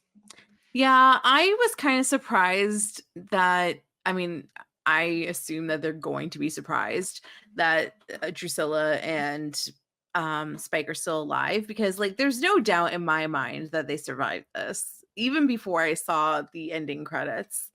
But I don't know. I mean, they can't be easily defeated. They're evil vampires. I mean, I was happy about it. Don't get me wrong. I was happy that they were like, they're still on the show. They're still villains, blah, blah, blah. Like, that's such a dumb way for them to go out. But at the same time, it's like, gosh, it's such an easy thing to see. Like, just go back and check. Just lift a little piece of wood up and check. Yeah. They really need like the church roof to start collapsing on the heroes to give them a reason to run faster. Because Buffy can get in and get out, and Buffy and Kendra can both, they have like super strength. They can get in there, do a quick little look-see, and get out before the fire consumes the building. But it takes both of the super strong Slayers to help Angel walk out. Yes. Yeah. Ridiculous. Yeah, they needed, that's what they needed to do. They were trying to get Angel out of there. They were worried about him. Whatever. We didn't have 4 other people to carry him. Yeah, and Kendra was like finally doing the thing, like, oh yeah, saving Angel is our primary mission. So Kendra is now like switched over to like Team Buffy, and so I think that is probably like the message, like, oh, Kendra, like, because otherwise Kendra would have been digging through the rubble trying to stab them, but she got like sucked into the Scooby's way of thinking, and so now, yeah, I gotta help this Angel survive. So if Spike and Drusilla survive, it's all a Kendra's fault for not following the Slayer's handbook. Yeah. Well, on top of that, like what I was actually surprised about was that Kendra was like, okay, my job here is done. Time to go home. I was like, wait a minute. Like, you're not going to stay around to see like if anything comes of it. There's like a whole heap of other vampires. Like, I was surprised that she was like, gotta get home on the bus. Like, I got things to do. It's like, bitch, no, you don't. Your job is here. Well, her job is wherever her watcher says her job is, I guess. Like I said, it's not like the Slayer's tied to the Hellmouth. They're vampires all over the world. Then how is one person supposed to deal with all the vampires? I don't understand. This makes no sense. But again, we don't know what created the Slayer. We don't know why there's only one. We don't know. We have to wait and see, I guess. Yeah. Like, you don't know, was this a conscious decision to only have one, or what? Can I ask too, like, I because this isn't like a spoiler thing, I don't think. Like, did Buffy know, or like, did the showrunners know it was their final season when it was their final season, or were they like canceled? Oh, yeah, in the future. Oh yeah, they knew. Okay, good. Because I'm like very worried. I'm hoping there's not like all these like unresolved things that like because of you know what I mean, when things get canceled, they don't know. Yeah, no, Buffy was definitely a show where they knew heading into season 7 that this was going to be their last season. Okay, cool. And they wrote it to be like a final, like the finale was definitely a series finale and not just a season finale. Excellent. Okay. So then, oh my God, one of the best scenes, because it's just so cute and adorable and I love it so much. It was very cute. Oz and Willow and the animal crackers. He's just like very sweet, and like she thanks him for like jumping in front of the bullet, and he's like, oh no, don't thank me, I turn all red, like it's embarrassing. And then he talks about how animal crackers, the monkeys are the only ones who have pants, and the hippos don't have any pants, and I mock you with my monkey pants.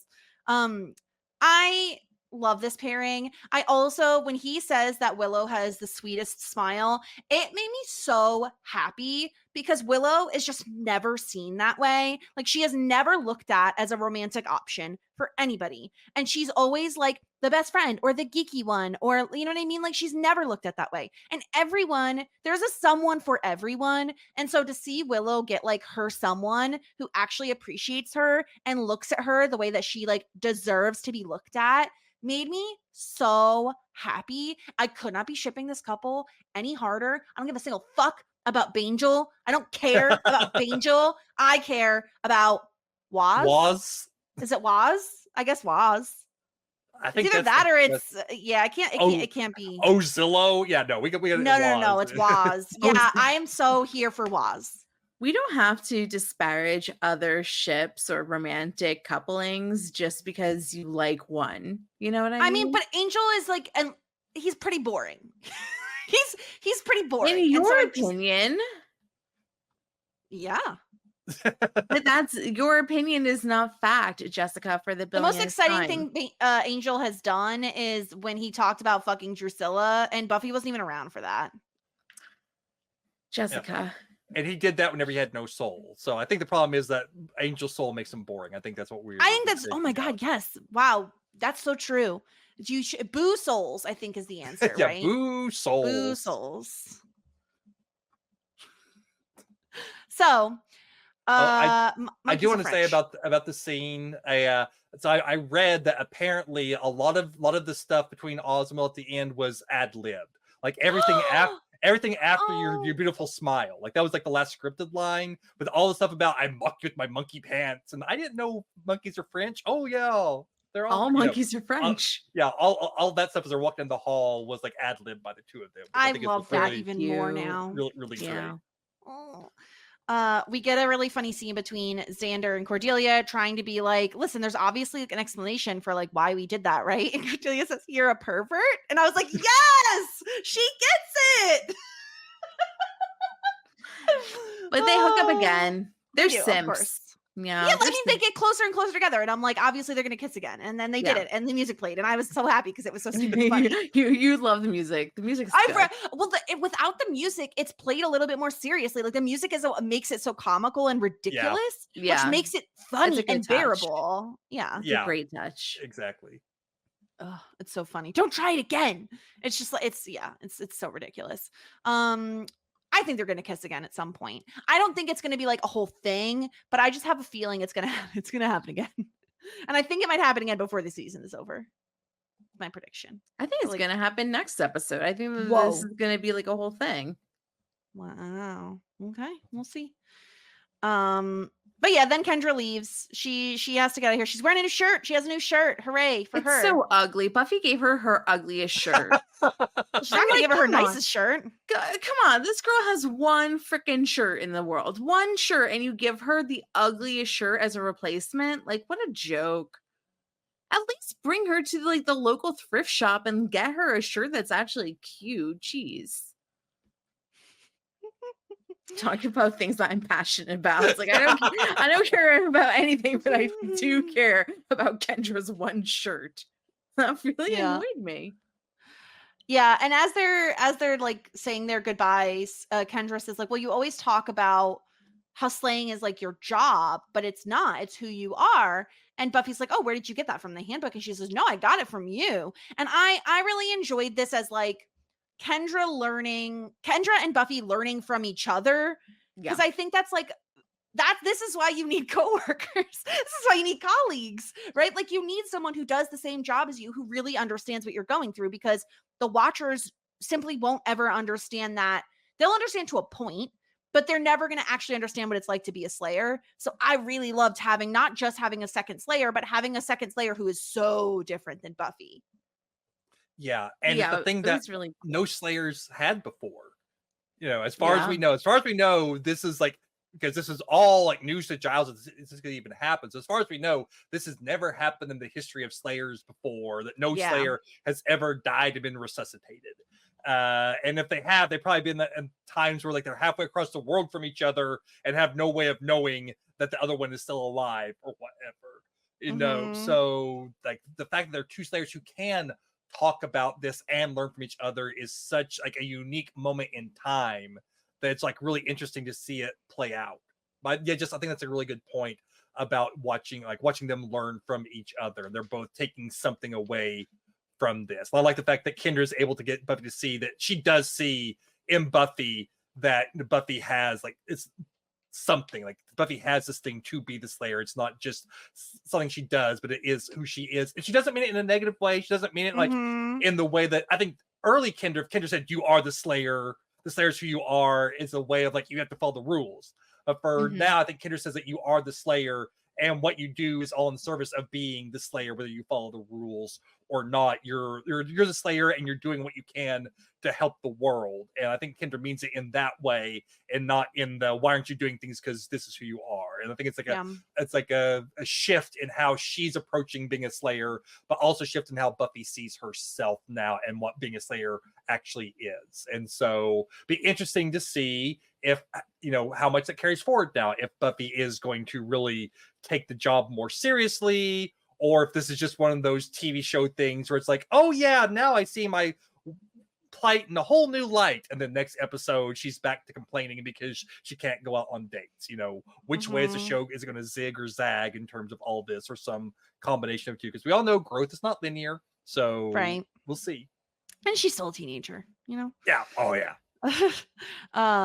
We get the final scene where Drusilla just picks Spike up by his arm, just lifts it. She said, "Don't worry, I'll see that you get stronger." And she carries him out with her awesome ass vampy face.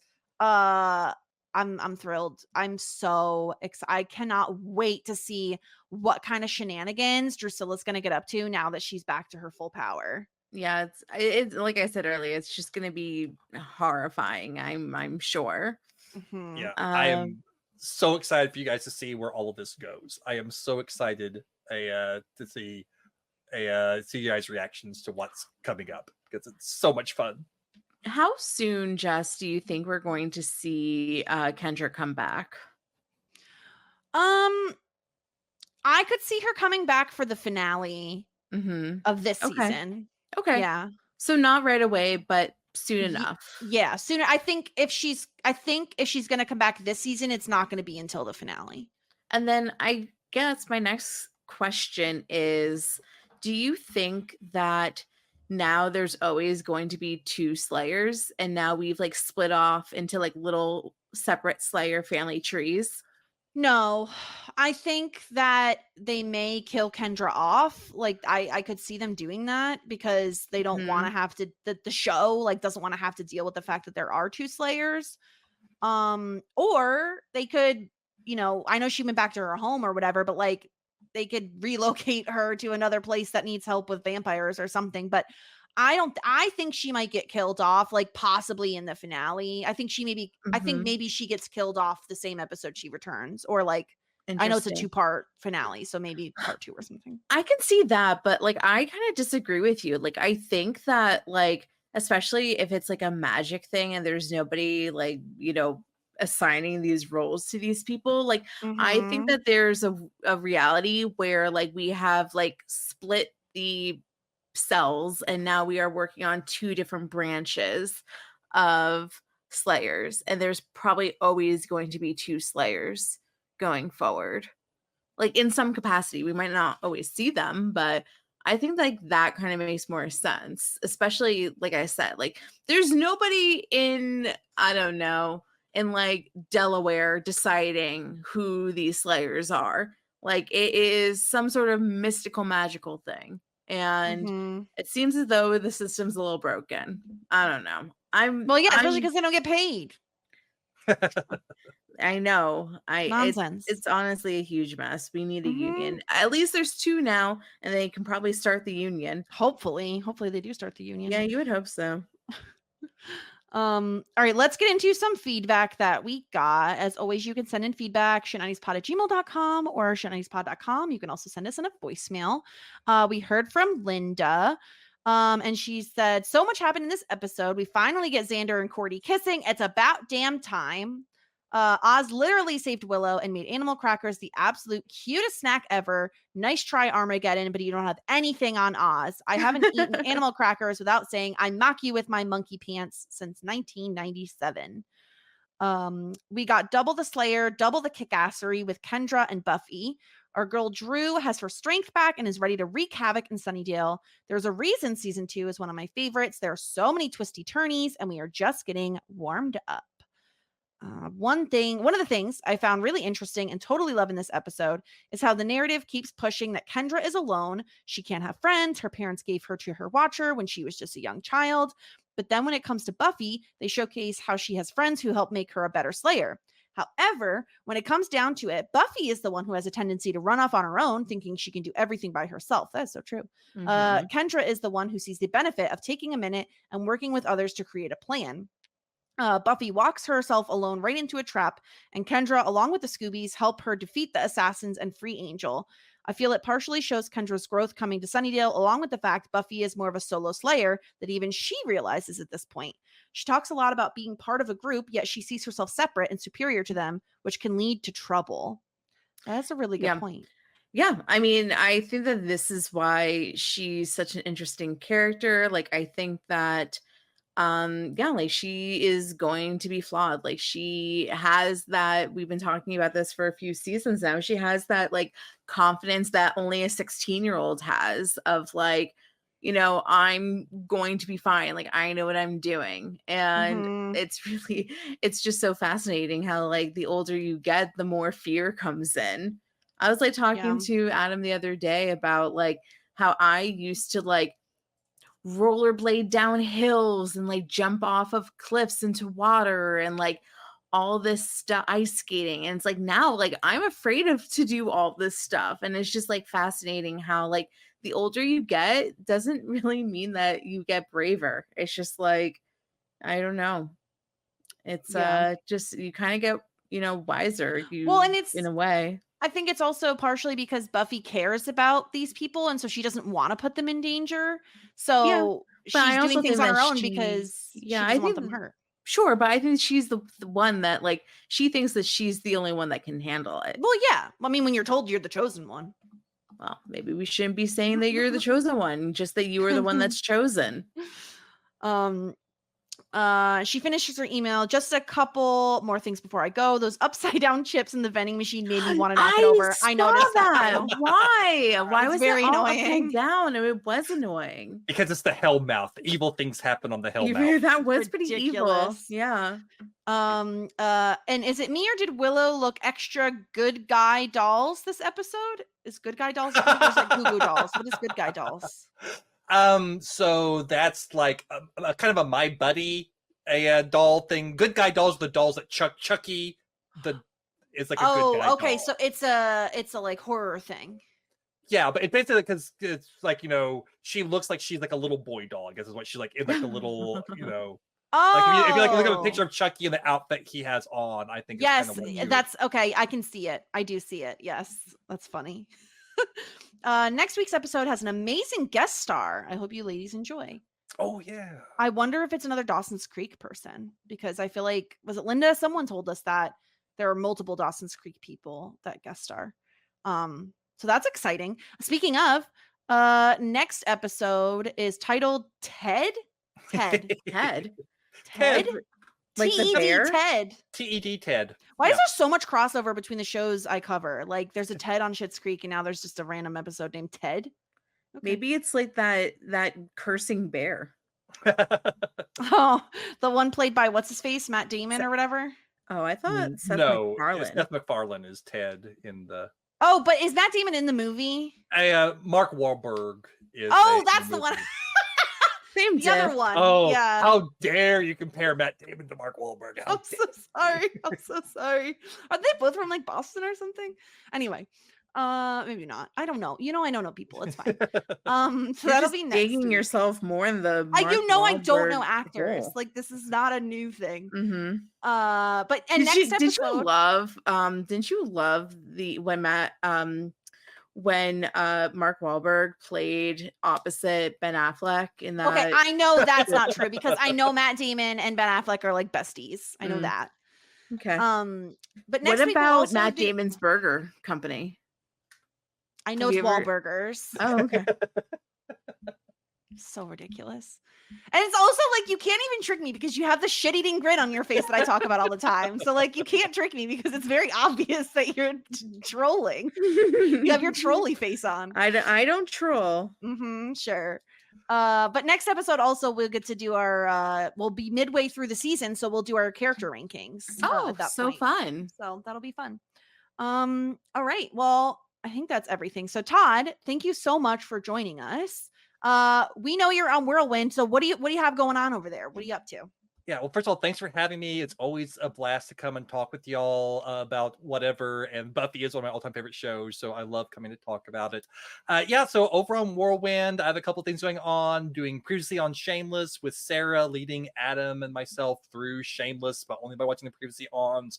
A wild, wild show. Sometimes I regret what I've got myself involved with, but I'm stuck now and I can't escape. Over on One is Girl podcast, we're going through Pushing Daisies, except of course for last week where Adam and I couldn't make it, so Jess and Lindy were there by themselves. Yeah.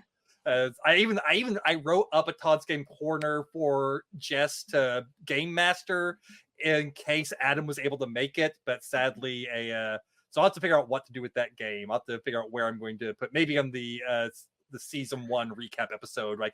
Bonus game corner. Do a little bonus game for that. But tune in with Tom Tommy talking through all things cartoons.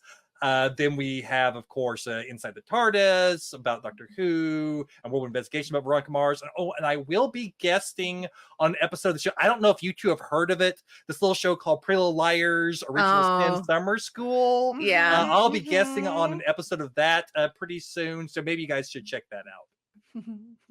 Yeah, we were having some issues with that show last week. Maybe in the upcoming episode we'll be in a better mood. Yeah. Yeah. Maybe they'll fix it. Hopefully. We're on like 2 episodes from the end. I don't have high hopes. But we're not crazy, right? Like season 2 is not as good as season 1. No, you are. Oh, thank God. Yeah, okay. we'll get into it on the episode. But I was backing pretty much every point you guys were making about this season on your last episode. So okay. Brilliant. Okay, so yeah, check us out on Whirlwind Pods. Check us out here on Shit 90s Pods on Twitter and Instagram. Jess has Talking Shit, but yeah. Besides that, you look out for some bonus content coming soon. Sliding Doors. At the very that movie, I have so many thoughts. I can't wait to talk about it. Yeah. The Dick is Trash is the headline for that movie. An absolute wanker. Yeah, he's an absolute wanker. Anything else, Jess, that you want to share with the class? No, I think that's everything. So I'm excited to be able to watch the next episode and see who the fuck Ted is. Ted. So I hope that's the secret special guest is Ted. It's Ted. It's Ted. So until next time, here endeth the lesson. Just ask. Shit 90 shows taught me. Shit 90 Shows Taught Me was not filmed before a live studio audience.